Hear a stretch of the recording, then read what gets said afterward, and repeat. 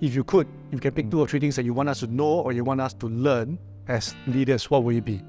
Maybe you could try working shift.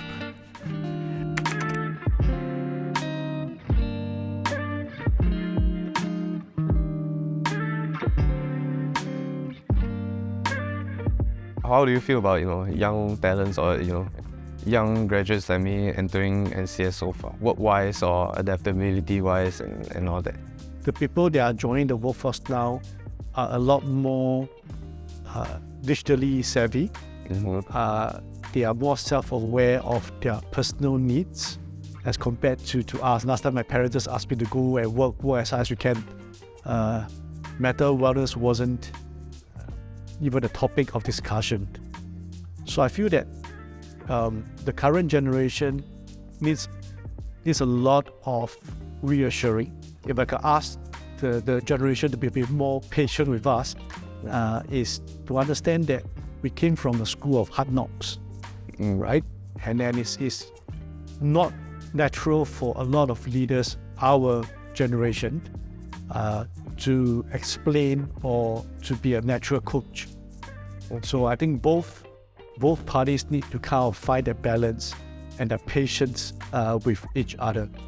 What you think is the biggest gap between your current generation or workforce versus the leaders that you see in NCS? I guess one of the biggest gap that I noticed is that our mindsets are pretty different. Of course, my leaders are much more experienced, much more older than me, but in a way they think things in a more traditional way sometimes, but mostly they think quite objectively. They think in a very, very big picture, and there are times where we couldn't understand or we couldn't see where our leaders is coming from. And of course, we'll both debate and explain why, but at the end of the day, we'll compromise and at the end of the day, we'll understand each other better from there. I'm not saying one side is wrong or one side is right either, but I feel it's still a very good learning point from both our perspectives at the end. Is there ever a certain moment where you feel like, oh, this is very interesting, I want to explore deeper, I want to dive deeper into this thing. I don't care how much I'm being paid, I don't care what I have to do, but I want to know more about it. So a lot of things that we do actually impacts the nation or people around us, right? Ranging from healthcare solutions to retail solutions. I find it very interesting to see that when I walk around Singapore and I find people actually using the technologies or the solutions that we implement, that to me has got a lot more intrinsic satisfaction than just looking at the paycheck at the end of every month. If you can pick 2 or 3 things that you want us to know or you want us to learn as leaders, what would it be? Maybe you could try working shift. Try working on weekends and maybe being on the ground and seeing exactly what do people actually do. Then you could really understand how it works from the ground up. So apart from that, I feel that as a leader, maybe you could approach your staff more, especially at the ground level. You can get to know them on a personal level. You can engage with them, talk to them, meet up after work and all that. And then, I feel that this helped to build a sort of bond that the ground level people will have much better respect or much better, thinking of you. Was there ever a time that, you doubted yourself, and from then on, how do you keep yourself going from there?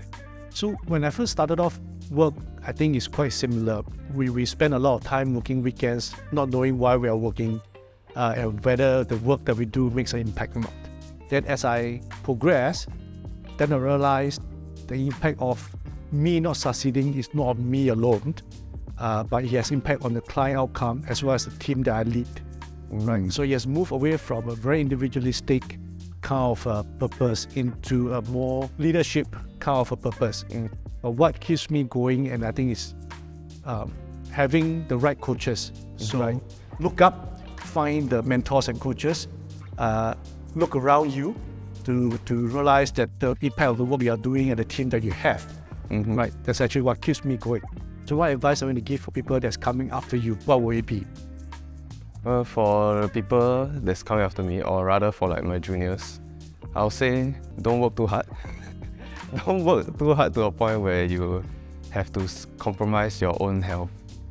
Like one of many seniors that once advised me is that, whatever you do or no matter where you are, you must never forget to eat well and sleep well. Take care of your mental health.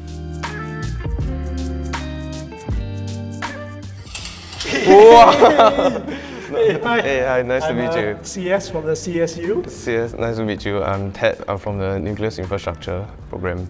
It's very interesting.